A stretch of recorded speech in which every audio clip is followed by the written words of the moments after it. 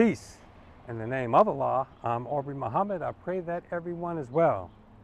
Hemsptead family, friends, and believers, welcome to my live session. I'm here growing up in Hempstead. I think this is part 6. I'm continuing from 299 Jackson to the Heights. And speaking of the Heights, I'm right here at Briely Park. As you see, it's been named, the community center been named after our good brother Douglas Cross. May Allah be pleased with him. Passed a few years ago, as a good brother, I used to stop by his house and see him with his wonderful family, Victoria and his mom, Sister Betty Cross. Some good people. Y'all let me know how the audio is, because I just had a whole bunch of technical difficulties. My gimbal is not working out here, and the timing was late, so I was messing with so I'm gonna just do like a steady cam here, a steady cam. I hope that everyone is well. It's Tuesday, about 2 o'clock. Now I came out here to Briely Park, and the sun is beaming right on me, because this was the hangout spot on the Heights. As you know, I was over on 299 Jackson from 79 to 90, and the main focus of 299 Jackson, of us hanging out, was mainly on the Heights. Right over here on Stewart. This is Stewart, and back on the Heights in Union. Those were the two main hangout areas in the Heights. And even back towards 600 Fulton and Rhodes and stuff, back in that area, that was considered the Heights too. A lot of our family grew up there. Matter of fact, I was born right on that street in the Rhodes area, around that street, and then later on, my mom's moved around different parts of town. But growing up, mainly the Heights is etched in me as a teenager. And as you know, I hit them wild streets as a teenager in the 80s, man, you know. 79, puberty hit. 13, well, that was right before puberty, 2 years before I hit. 13 was wild at 299 Jackson. And I was doing the live over there, and I got my live session got cut short. That's because, you know, Facebook, I've been doing these lives since 2017. Every weekend, doing a live here and there, you know. And all of a sudden, the last couple of sessions, they started getting glitchy. And that's not accidental.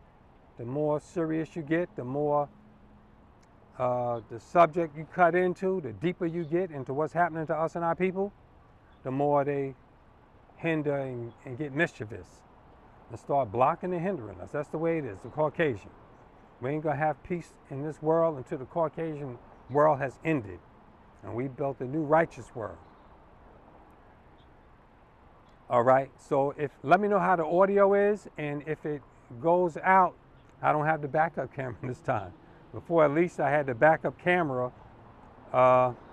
If the live would go down, I would have at least the live feed. I mean the recorded feed, the high definition feed. But it is what it is. But I'll just reboot it, hopefully.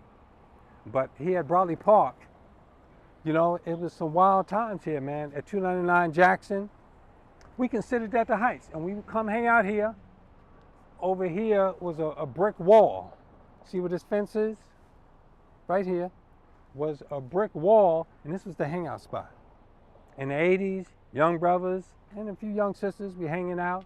They had the basketball court, but mainly the handball court back there, where we got in trouble, writing graffiti on the wall, hanging out, getting high, smoking, drinking 40s, and hanging out even under that dugout. What is that, blue? That thing is sky blue now? Yeah. That dugout right there was sky blue. We would hang out all around there, especially when the park was closed. And it was some wild times in the 80s. What was out? Rap music was out. Some of the best music was out. The SOS band, right? Rick James, Lakeside, that was the West Coast. And we was listening to some of that West Coast funk. Lakeside, Parliament, and a lot of groups. from the West Coast. We enjoyed that too, but the East Coast, we had some good stuff too. We had rap, and we had the hip hop. We even had some electro. Electro mixed with early hip hop was a little electro too, mixed in there with the beats. And a little punk too, punk electro, and we listened to that. Planet Rock was based off Trans Europe Express. And what was that jam? Hip hop, bebop, Don't Stop. That was an electro jam, but it was based in hip hop, and we jammed to it. Club music, disco, a lot of disco music we liked from the '70s. We were still listening to that music in Hempstead. Linda Clifford, Love Runaway. Matter of fact, Brian and Gwen and Carl and them was related, and Rump and them was related to Linda Clifford, Runaway Love. There was some good jams like that, them long playing, disco jams. Forget it, we used to party off that hard. The disco, and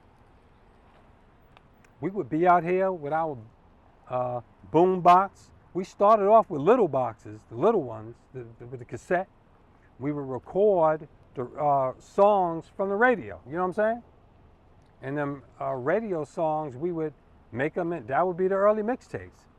We would wait for our jam, we would wait for, in the house at night for records to come on the radio, and then we would record them, and then we would put them together in a cassette tape, and that was the first mixtapes.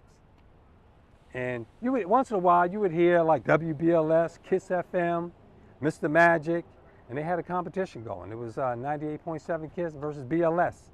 And they had a competition going, which I don't like that competition so much. You know, we fighting American white supremacy, man. That's the competitor. That's the real competitor. And we was jamming. So out here in the 80s, we would have the box going, and those of us who was in the street doing bad, when we came here, was usually a rallying point. I think I told y'all that story.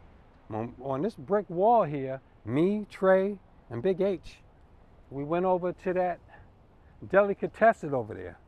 If you look down here, but that used to be Sam's. This thing that says Centro Americano, that was Sam's Deli. Rothstein's was way up the street.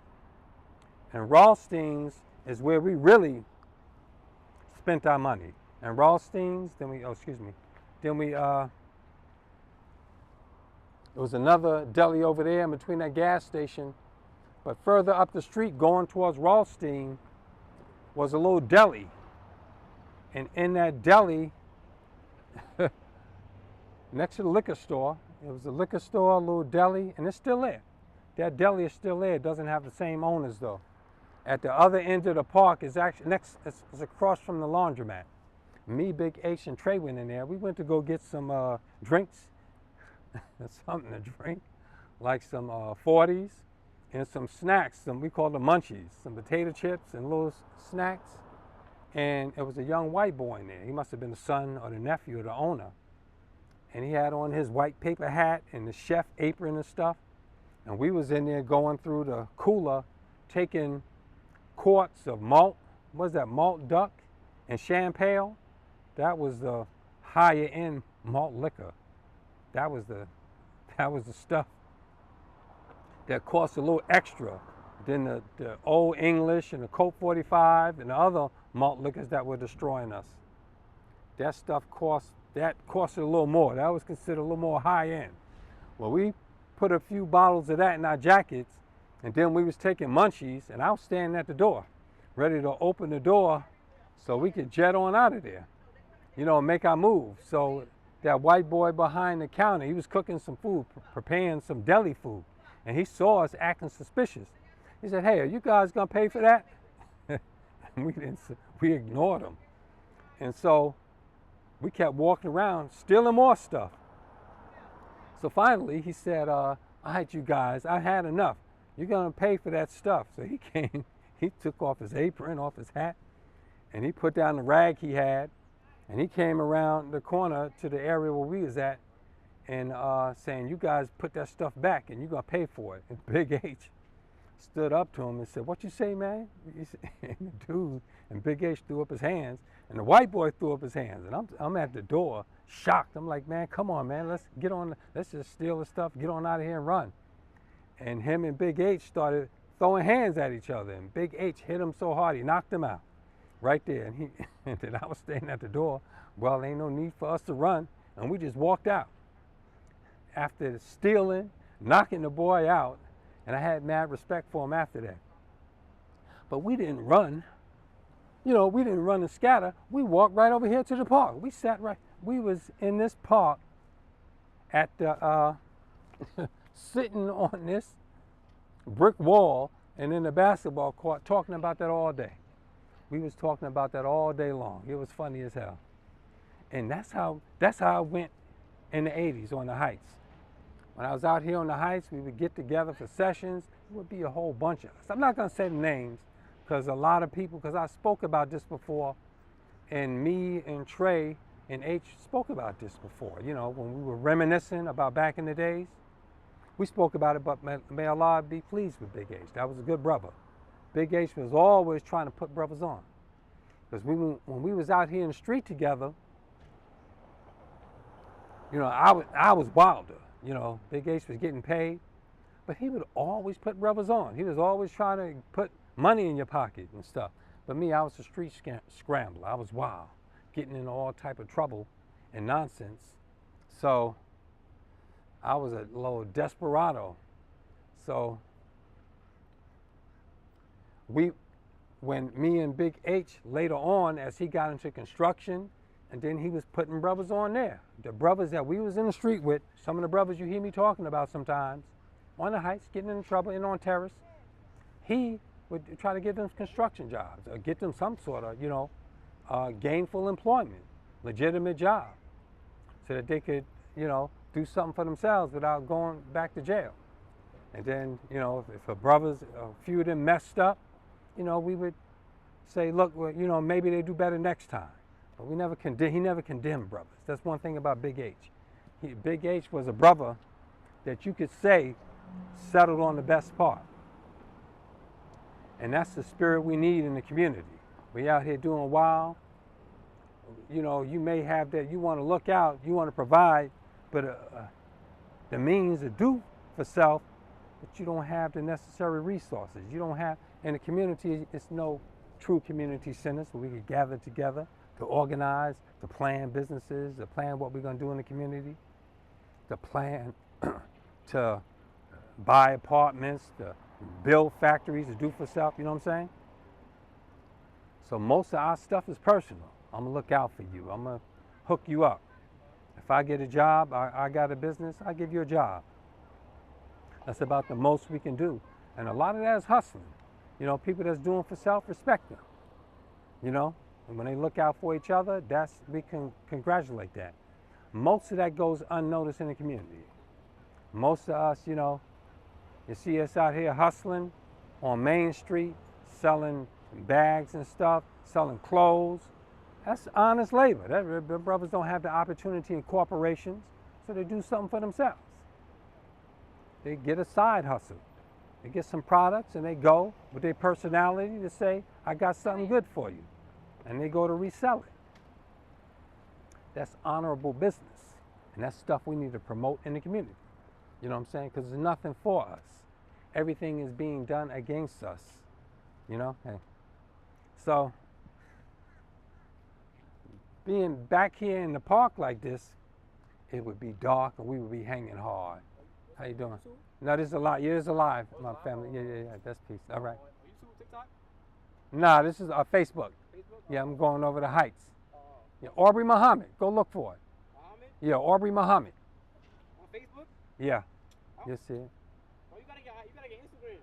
All right. You gotta get Instagram, bro. All right, that's peace. Yeah. He's right. Get that message out and spread it. I do put this on Instagram. The recorded one. This is live though. But see how the brothers walking by? We get together. A whole bunch of us was hanging out here hard. And why was we hanging out in the park? Because we didn't have the means and the tools and the guidance to do constructive stuff for the community.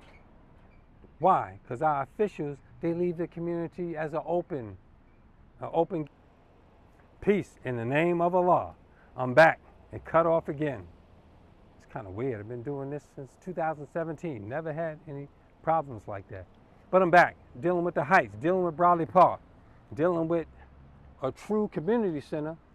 You know, this one is good. I like how they named it after our brother, Douglas Cross. He was a good brother in the community. But where's the productive one? Where's the cultivation centers? You know what I'm saying? Where are the ones that give us aim and purpose towards going back in the community? Owning things, taking possession, being an entrepreneur, doing for self. You know? That's what we got to get. We got to get things that enhance our lives, that grow us, that increases our income. That's the real stuff we need, you know? Because it's a trap for us. Don't you know that malt liquor, that old, we call it the old dog, Old English, peace brother, Old English, Colt 45, Valentine, and there's quite a few others. The malt liquor itself was designed for us, the black community. They targeted that in our community. Did you know that malt liquor is the more potent form of beer? It's the lowest grade from them beer factories. Budweiser and Miller and all those beer companies, they make the main brew. They make the Miller High Life, the champagne of beers. They make the Budweiser, those popular beers. Well, after they finish making those beers, they take those vats and they scrape the inside of the vats. And what comes out of that is that scum and that hard fermented leftover beer. They take that and they let it ferment it more and it gets stronger. And that strong stuff that's left over in the vats, that's malt liquor that they targeted in our community. They put Winstons and Marlboros in their community. Those were we call them hard cigarettes. That's the ones that, why were they hard? Because why were ours smooth? Ours were smooth because they were Newports. They were Salems. They were Cools. What did Newport, Salem, and Cools have in common? They had menthol in them. That menthol was targeted towards us. What does menthol do? Opens up your lungs. Why would you want to open up your lung, what's that called? Capillaries? You know, the pores in your lungs, the little openings in your lungs that allow oxygen through in blood. Capillaries in your lungs. Menthol opens those up. So that what? More of the toxins, more of the smoke, more of that carbon dioxide gets into your system. They poisoned us. And we grew up on that stuff, and we even had themes to it. You know? We had, remember the brothers that made that song in the late 80s after Rakim? You Know I Got Soul? Brothers made a jam called you Know I Drink Old Gold. I Got Old Gold. Talking about the 40s. And that's just what them 40s was, that strong stuff. In the white communities, they had table wine. They had regular wine. They had liquor. But in our communities, what did they have? Wine or wine. It's the same stuff from the wine factories, that strong, extra fermented stuff, the scum that they scrape from the vats. That's the stuff where they make wine or wine that they put in our communities. That was Night Train, Thunderbird, Wild Irish Road, Ripple. All that stuff was more potent forms of wine. We called it wine or wine. I used to drink that stuff too. We used to drink hard liquor. And back in the days, in the early 80s, you couldn't even buy liquor out here. You couldn't, Sunday, the liquor stores, I don't think, you couldn't buy liquor till like after 12, I think 12 o'clock, 1 p.m., something like that, after church. And there was a sister on Union. I never forget, it was a good sister. I love sister. She had that yellow and the black house. I think it was near the corner of Yale and Union over there. And we called her a bootlegger. Sister, she used to sell 40s and liquor out of her refrigerator in her house. She would sell us cold alcohol right from her refrigerator. And we would go buy that Sunday when all the stores were closed and they wouldn't sell to us. And a lot of these stores, the bodegas was Arab. Some of them Muslims from the East. And they were selling us pork, alcohol, breaking all type of rules and regulations and the laws to make profit off of us out of our ignorance. That was chemical, biological warfare, and it still is. I told you in the 80s we was out here hanging hard. What did they do? They put crack on us. And the regular, yeah, this happened. I grew up with this. I experienced this. I was smoking crack a little. Luckily, I didn't get addicted. I didn't have the money. Well, we was freebasing cocaine and smoking woolies. I was a pothead. I was a pothead drinking. I would drink anything to get drunk. I stayed wasted. I used to get what was called pissy drunk. I would get pissy drunk. And we would go and I would be committing crimes. I would get pissy drunk and then go breaking into people's houses, stealing cars. I was stealing cars, drinking and driving off drugs, high. And the weed they put on us had chemicals in it. Remember the weed back in the days in Hemsptead? The early weed? That was on purpose. That stuff had all that seeds in it, the seeds in the stems. Well, also in them seeds and them stems, excuse me a second, the seeds and the stems, they had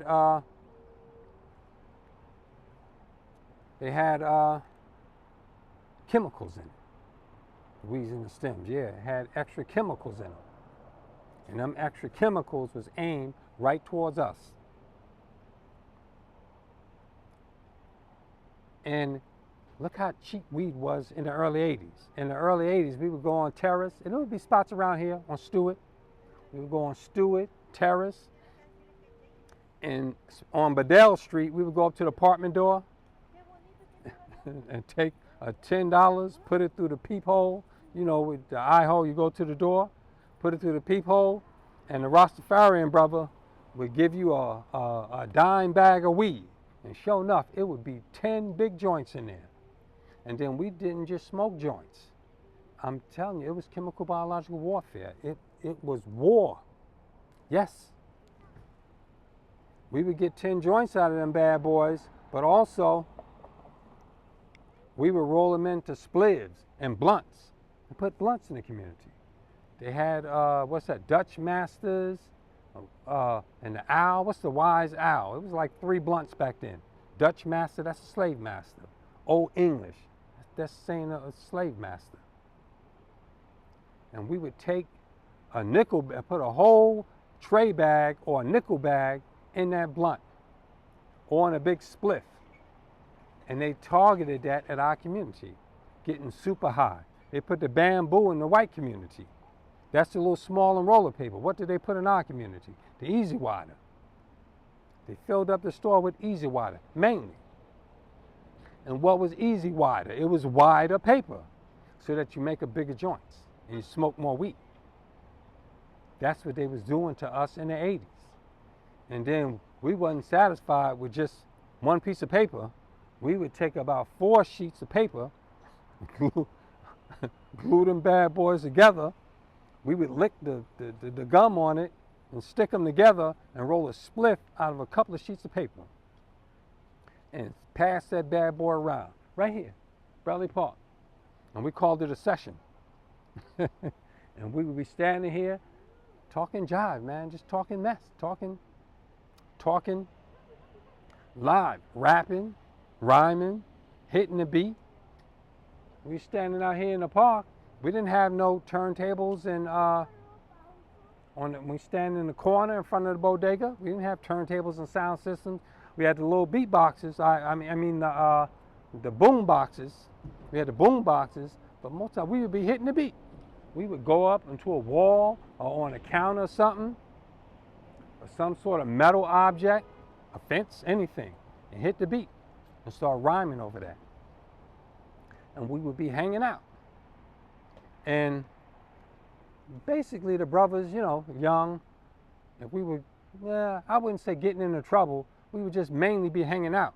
Because getting into trouble is what I would do later. Me and the harder brothers. We was hard, man. We was in them streets and desperados and stealing, getting fast, being deceptive. I had people looking for me out here in these streets. There was times I couldn't come to the park. I had to hide. I remember one time we had this brother. He was considered the Mike Tyson of the Heights. That brother looked like Mike Tyson. He was like a smaller version, a little smaller version of Mike Tyson. I had some fake gold bracelets. I think there were 3 or 4 of them. They were stamped. They were polished brass bracelets stamped with the K, the 10K. And that brother had some mescaline, the little purple little tabs. And he gave me a certain amount of mescaline, me and the brothers we was hanging out with. It was a few of us. But I'm the one that had the stolen stuff. So he gave me those mescaline tabs, and I gave him the fake gold. Well, he later on found out that the gold wasn't real when he took it to go sell it to the gold guy over there on, what's his name? I think a Jewish man. Over there on Fulton. Over there near like 200 Fulton, over in that area. Remember the hobby shop over there? I used to love going in there. The little hobby shop with the toy planes, the toy battleships. I could spend a whole day in there. Tent City too. The camping stuff, because it would take you on an adventure. You would feel like you're going somewhere, doing something. Looking at the bow and arrow, the hunting equipment, especially the camping stuff. That was fun. The raft, the climbing equipment and stuff like that. That was real fun. That was near Tent City. And then they had a lot of stuff in the village in the 80s. That was when it was waning before they devitalized it. Because they left us here. They were dealing with us, Native Black Americans. Getting rid of us by the thousands, which they have. And they imported so-called immigrants and migrants. They're not. They're imports. They're replacements. So this brother, he gave me the drugs, and I took a whole bunch of drugs. I did just about anything. That mescaline, and I didn't take just one tab like you supposed to did. The little purple, little cylinder, them things were tiny too. They were like a little bigger than a grain of rice. You're supposed to take one, and that was it for the day. I mean, I took about 3.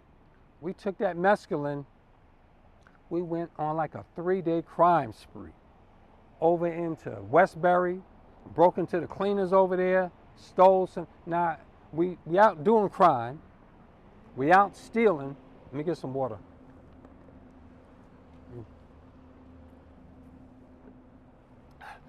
We out here doing crime, stealing, high, traveling places, and I owe this brother money now. We went to Westbury, broke into the cleaners, took some leather jackets, something like that. Coming back from Westbury into Roosevelt Field, I remember the brothers I was with now. There was 2 good brothers I grew up with. One brother, right now I see him all the time. We talk all the time. The other brother, I ain't seen him in a long time, since jail. We was in jail together. We came back into Roosevelt Field when it was only like 1 level. Roosevelt Field had the basement. I think it had a Radio Shack in the basement in the back. It had a Walgreens temporarily at the other end under the JCPenney, and on the top floor, had some nice stores. I think that was Alexander's back then. That later became JCPenney's, and the Macy's always been there. And a few other stores. They had a video game room. This was in the 80s. That's right, it was 1 level. It had the Herman's on the outside, the sporting goods, a few restaurants. And it was nice back then to hang out. And so we went through there early in the morning because we were on that 3-day crime binge. We were high on them drugs. And mescaline is a psychotropic drug. He says, yeah, mescaline, that's a psychotropic drug. That's no joke. That's like LSD. That's in that class. So we were tripping. I couldn't sleep. 3 days, it went on a crime spree, just doing crime. And we wound up coming back to Roosevelt Field. And so then we have drugs. We have stolen stuff on us. We high, we drunk. We coming through Roosevelt Field. And then we decide to break into a store in the basement. It's the morning. It was like 4 and 5 in the morning. And they had the bus with transports, and people got off the bus and they walked through the mall to the other side. I forgot what they were getting to the other side. I think cabs. You had to go to the other side of the mall to get in a cab or something like that. So they were coming through there, and these were like regular workers and stuff. So they saw us, this is in the morning, they see us pulling open the gate to one of those stores to try to fish stuff out. We throwing things in there trying to fish, you know, like hooks and lines. We're trying to fish stuff after we pull the gate up slightly to get stuff out of there. And this is what we doing. High, stealing, and now I got this brother looking for me, and we in Roosevelt Field doing this.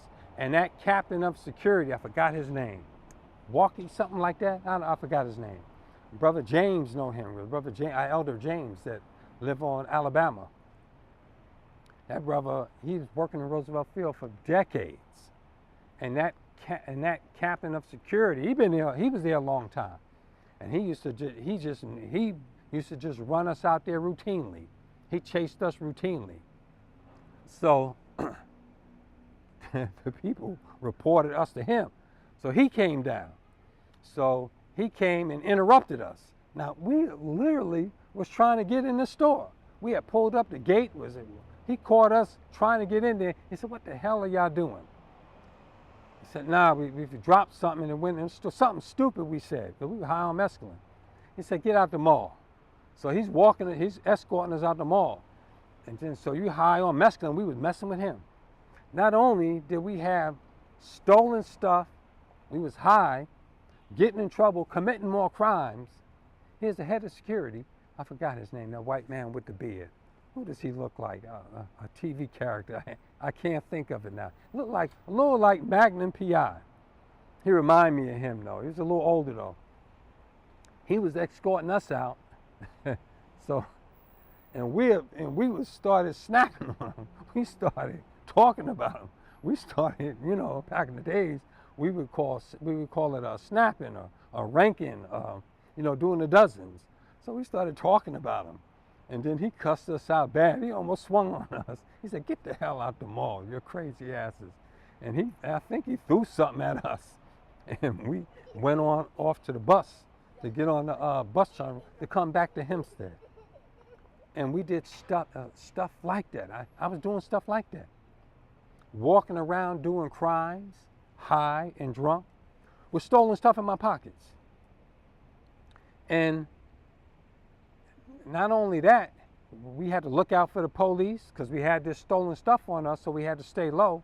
But if you high and you drunk, you stupid, weed make you stupid and make you paranoid. So the brother was looking for me. So I later on went over to Terrace, went to go steal a car. Me and the brother on Bedell, we in his apartment. He's got the Bacardi 151, whatever that was, the strongest Bacardi you could get, that's the Bacardi he had. He bought it so we can go sell it. When we went to go steal a car, that he was going to go take the car to the city, to the chop shop. So he bought some Bacardi 51 for us to celebrate that. Not only was he going to steal a car, he was drunk and high. I had this brother looking for me on the Heights. This brother was the Mike Tyson of the Heights. He's going to kick my ass so he'd have caught me. If he'd have caught me, I could run back then. It'd have been hard to catch me. I had a problem down here. Got hit by a car running, stealing something. And the guy couldn't catch me. So we on Bedell about to steal a car. And because I was drunk, the brother, he pulled out the Bacardi 151, I was drinking it. So we going out to steal a car, so I couldn't do it because we was drunk. So he got mad. So we got high, and I got what's called pissy drunk. So the brother got tired of me, and for whatever reason, I did something. The brother punched me in the eye, and I was pissy drunk. So everybody else in the house, they stopped him. They said, "Why are you doing that to Orb?" You know, because he was mad because we couldn't go steal a car, and he spent that little money on the Bacardi 151.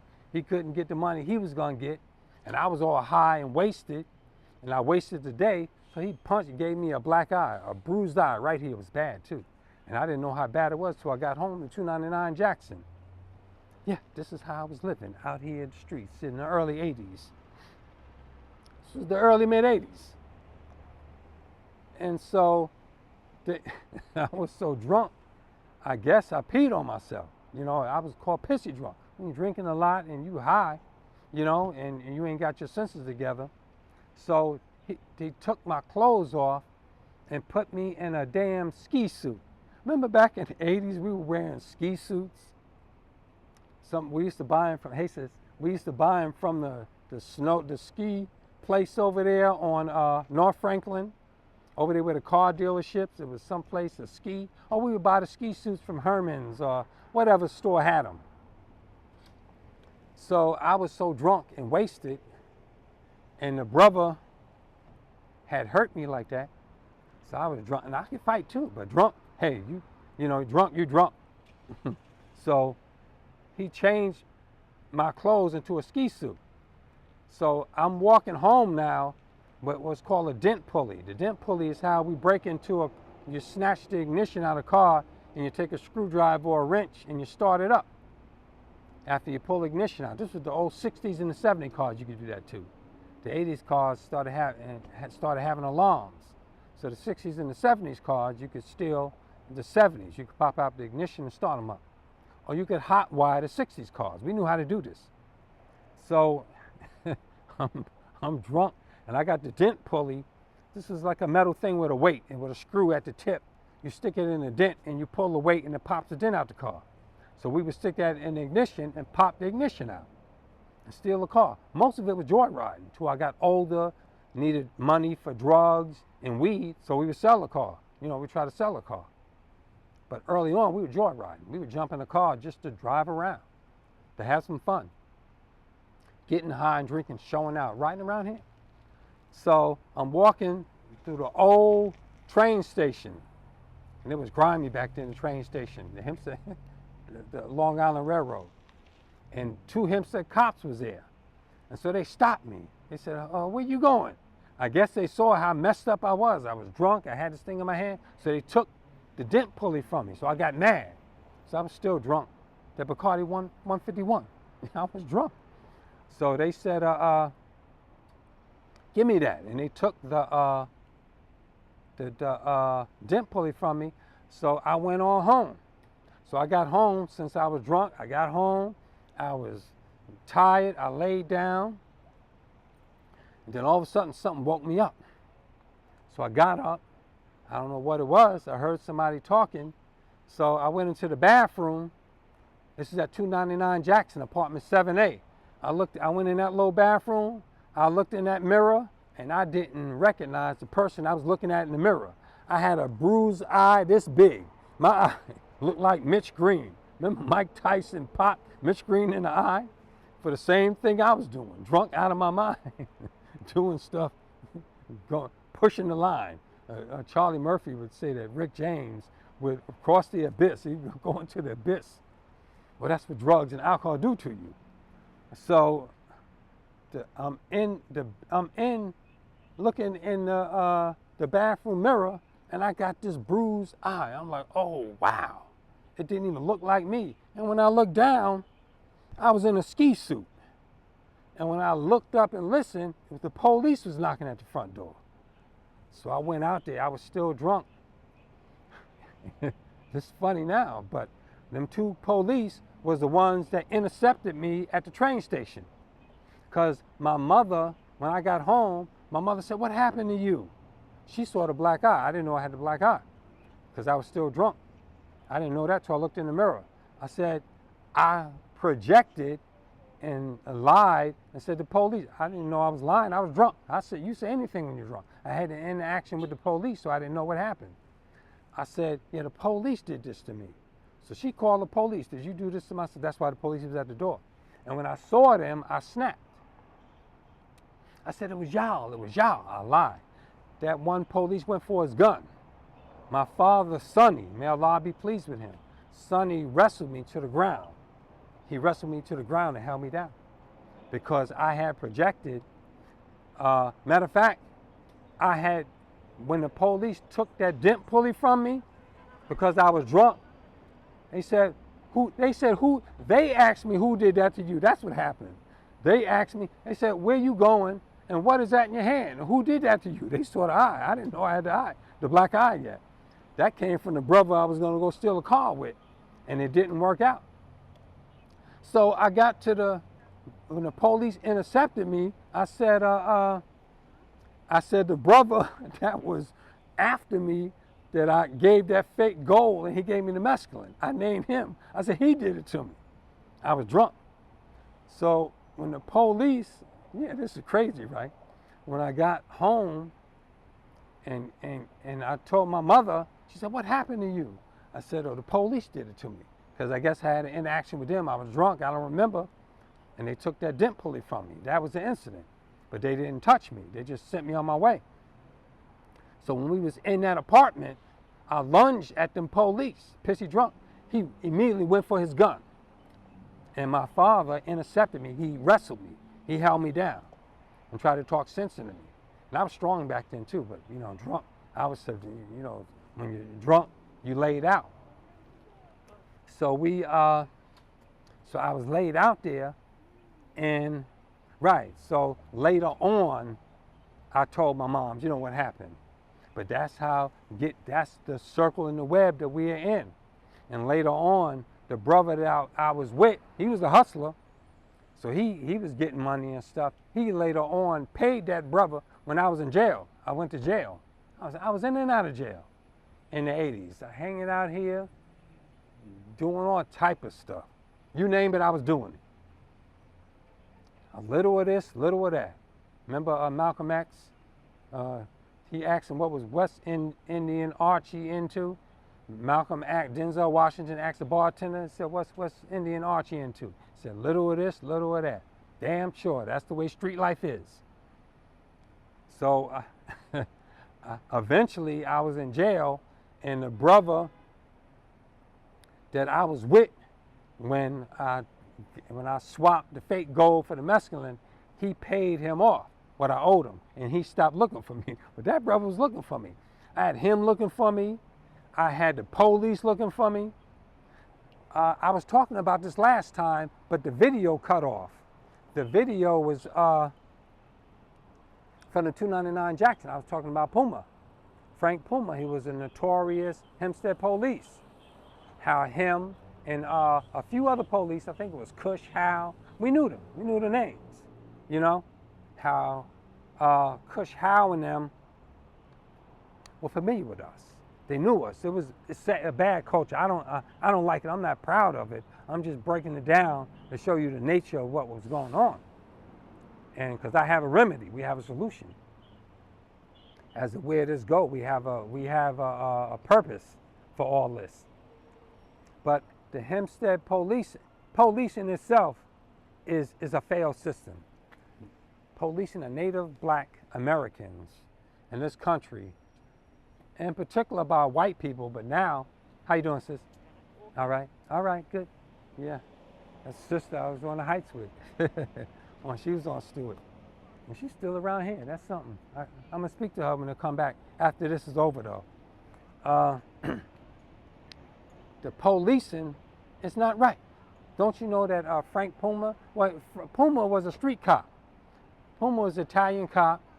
Now early on in the 80s, he had a reputation.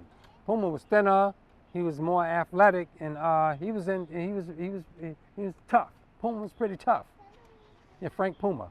Later on, I don't know, they told me story. I was in jail. So in the 80s, the late 80s and the 90s, they said he was corrupt, had prostitutes going. Prostitution going, allegedly. I don't know. I left the streets in the late 80s. I turned my life around in the late 80s. Need some more water because I'm fasting, y'all.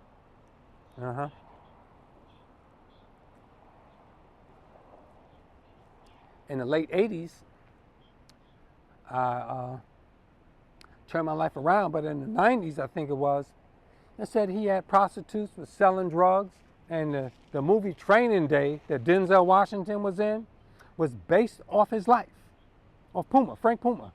Well, back in the early 80s, him, Cush, Howe, and there was a few of them, and we gave them names, nicknames, them cops, Starsky and Hutch, and it was a negative culture. A We were in a negative culture. Peace. Peace, brother. Yeah, yeah. What's going on, brother? That's right, of course, brother. George, come on, brother. That's right. Peace. Yeah, Mike over there too. That's right. Yeah, yeah. That's funny, brother. So, praise due to Allah. That's a good brother. So, yeah, that's how we was on the heights. And I was with his brother. Who was that? Who was the brother? Why am I forgetting his name? George and man, I'm thinking about something else now. Well, I'll get back to that later because it's a whole bunch of stuff we was doing around here, y'all. So Puma, he was real street. He was tough. He was from Brooklyn, I think he was. And he literally, I was getting in so much trouble at 299 Jackson, a whole bunch of us. Me, Rump, B, Fred, Chan, man, a whole bunch of us. All of us went to Lincoln Hall. We went to the Westbury shelter. We went to jail, and we got back out. But Puma did something I later found out because he did something peculiar. He had profiles of us. Puma had personal profiles. I think him and other detectives. And there were other detectives around the country doing this that were dealing with young black youth. They had personal profiles, private personal profiles of us that was getting into trouble in the community. Young black men, well, mainly black, especially in Hempstead. He memorized our faces, our names, our addresses, and what we were into. Frank Puma. He was one of them that did it. Many of them did it. Most of the successful detectives you see with all them arrests, they personalize the targets. They have profiles and portfolios. Remember those photo albums that you flop open, you have the family photos? He had them filled with pictures of us. They had pictures of us in the Hempstead Police Precinct. I even had a mug shot. One of my mug shots, actually I had an afro and I had a Puma shirt on. I had the Lee jeans and the Puma sneakers. So I guess Puma, that was a prize to him. That was like, I guess he had affection for that because that was personal. But in his book, like a portfolio, he had that in there. And he would memorize our names so that when he came across us, he knew what we were doing. And he would let us go, most of them detectives would let us go for small stuff, possession, and they profiled us, they targeted us, they watched us. They made a career out of mastering us. They mastered our identities and our ways of life and what we were into. Could you believe that? So, and I know it for a fact because when I did a crime, I'm not gonna say the crime because I don't want to let you know who snitched me out. But I guess when you're getting a beat down, you give somebody up. Because during that same capture, he knocked the wind out of me. I was on the second floor running from the police chasing me, and they had cornered me in this building. And I talked about this before, about where I had this vision. I had this feeling sensation that I could float away. I had so much hope to get away. God, get me away. You know, I was superstitious. I had God as a mystery spook. And I was thinking, I was under that boiler in the basement of an abandoned building, thinking, hiding from the cops, searching for me. And they even had the fire department come because it was sealed off. It was abandoned, boarded up building. And I got in through the roof, so they couldn't get in. So they had to get the fire department to come. But when I was down there, I heard the other brother, my co-defendant, one of them say my name. And they said, who was you with? And they started roughing them up, beating them up. We used to get them beat downs, the police. Yeah, that's right. They used to brutalize us and beat confessions out of us, play that good cop, bad cop, get us down to police precinct, separate us. So I was in that basement hiding in the dark, and I heard the person when they asked you, who was it? Because they were looking for me to see who they could find as they went through Hempstead, searching for the suspect. So they said Aubrey Miller. So Puma instantly said, Aubrey Miller. This is what Puma did. Puma said right off the top of his head to all the other police, Aubrey Miller, 299 Jackson, apartment 7A. He memorized, he knew those of us that was getting in trouble and interacting with him, he knew our personal information. Now you should do that for positive, for constructive stuff. What do you do in youth? You look for the good for them. You look for good qualities and you memorize those good qualities and those good traits. And you find out what people had. That's in cultivation, that's in training, you know what I'm saying? To bring the best out of people. But what is this police culture? See, his dog chases the cat and the cat chases the mouse. It's a sick game. It's American white supremacy and it's a sad game. But Puma really related to us. And I don't condemn Puma. They were doing that policing, all of them going to that, all the services. They go into that. They don't have this knowledge. They go in and look, I'm going in for opportunity. So people give them tips and tricks of the trade. And what's the trick of the trade? The dog chasing the cat and the cat chasing the mouse, and we the silly mouse chasing the cheese. And that cheddar gets us every time. Cheap money, no money. That crime does not pay. That little money we was getting from that was nothing. It was terrible. It was enough just to get high, to buy a little simple things. Every blue moon you would get a bonanza, you know what I'm saying? Every one, here and there you would get a little, you know, a big score. And then when you sold that stolen stuff, you would get pennies on the dollar from the fence. Some of the stuff we didn't like taking it to the fence because we couldn't get hardly anything for it. We'd take it to people, you know, because the brothers I was with, I was with a real charisma, a fly brother. The brother he was very fly and influential. And he knew how to talk to people and knew people. So we would always move our stuff through him. He would get more money for us. But most people would sell their stuff through a fence, it ain't worth it. And the police were tracking stolen goods through those pawn shops. So it was only certain people we could take it to.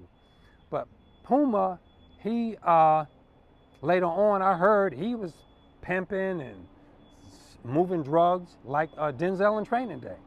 And you know why I don't condemn him for doing that? That's a cop and nigga life. That's a Negro life. That's street life. That's hard thug life. We living out here. Backstabbing stuff, sinister stuff. I did some backstabbing stuff, some sneaky stuff with people we stealing with. I ain't never snitched, but some dudes I was with, and even if I did, maybe, you know, I would tell you I snitched. I never did though. But people that do, they get them big sentences and stuff, you know, and that's the way of the streets. That's the way it is. You stealing, you doing that stuff, they giving you 10, 20 years and stuff like that, you giving up to somebody else. You give up a bigger fish. And they don't let you go, they give you lesser time. And later on, they tell on you anyway. I found that out. Later on, snitching is designed so they use it against you in jail. They'll give you away in jail. It's all a sick game. And Puma, literally, the irony is that he went through that. I think he's still getting his pension. And the Hemsptead police pension, I believe that is, even after that conviction. But anyway, don't you know he has a son by a sister. And he's a black man. His son is Italian black. And he was in the streets.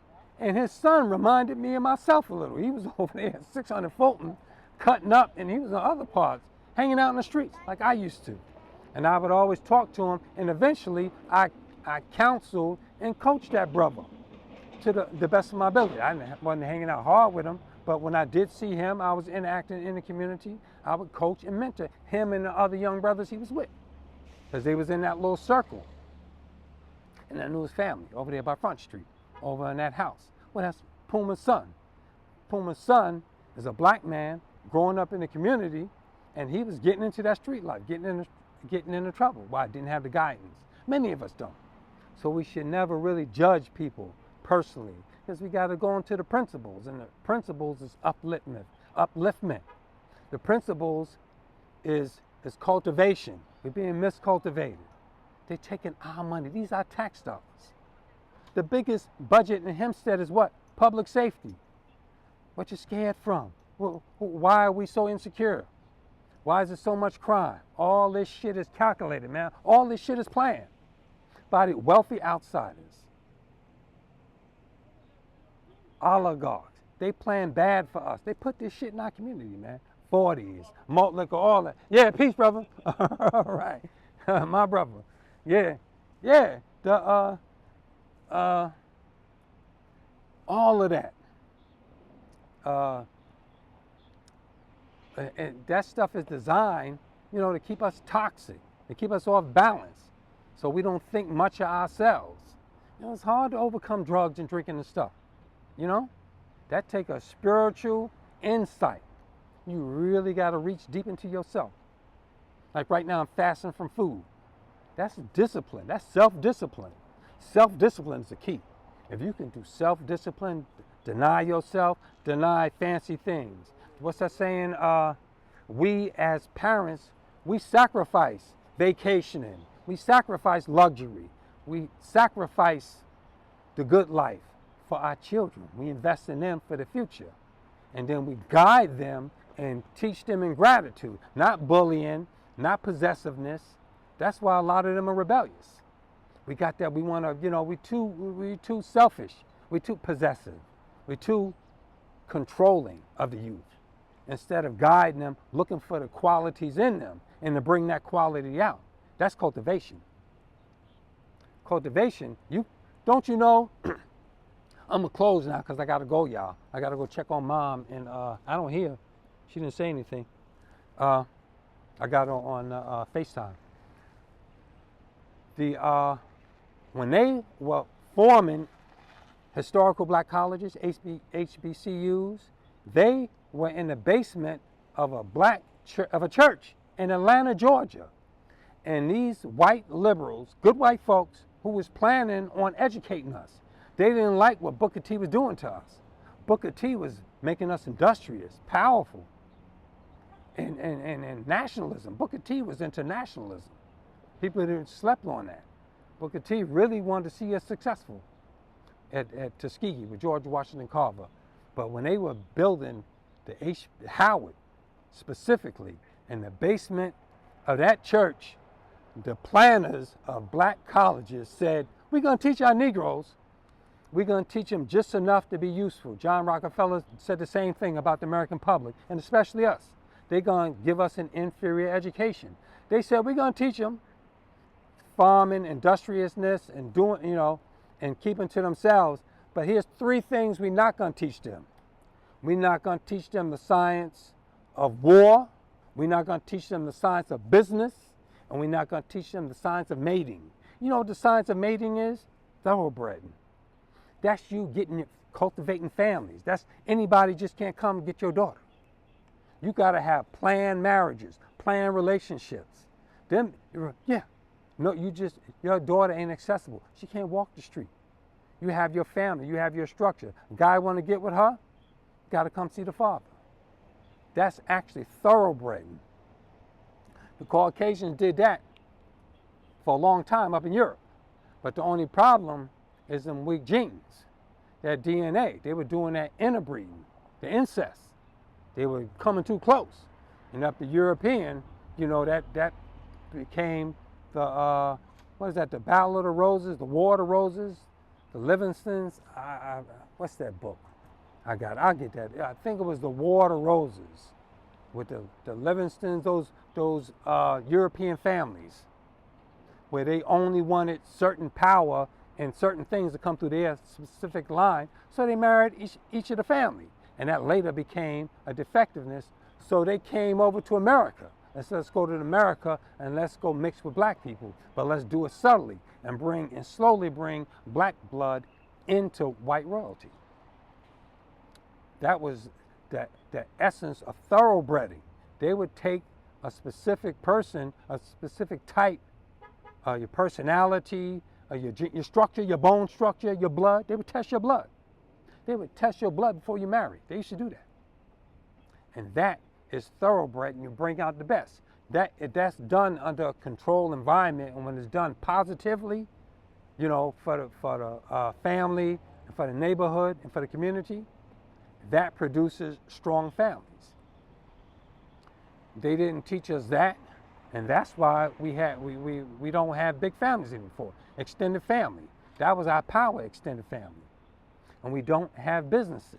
We decided to go to civil rights, integration, DEI.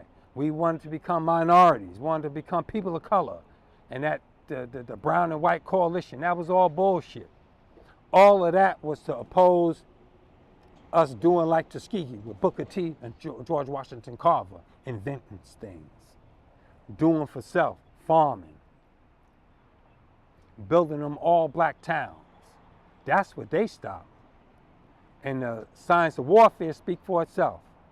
We got to militarize. We got to become militant and trained to protect what we invest in and what we're thoroughbred, what we're mating with. We got to produce the best mates, the best family, for the best legacies. We'll be so powerful, man, the world is waiting for us.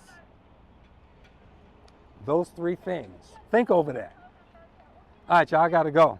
But I'll be back. I think I'll come right back here and talk about, damn, it's so much around here. Man, I had some bad experiences back around here too. But, you know, I'll talk about them. It happened. That's my story. You know what I'm saying? All praise due to Allah. I'm here bringing about the gutter into glory. We're going from the ghetto and gutter into glory, into the greatness. That's our potential. That's who we are. Well, family, thank you for joining me today. I look forward to seeing you in a couple of days, weather permitting. I may be inside, but if it gets better, I'll come out again, you know, and I'll talk shop because we're building. All right, I'll leave you as I greeted you in the ancient Arabic words of peace. Assalamu alaikum. Peace unto you. Enjoy the rest of the day, family. Have a good one. Brother Mike, peace. Brother Mike over there in the corner hanging out. I'm going to interview brother. He's for the documentary when I start expanding on a lot of these stories. Peace unto you, family.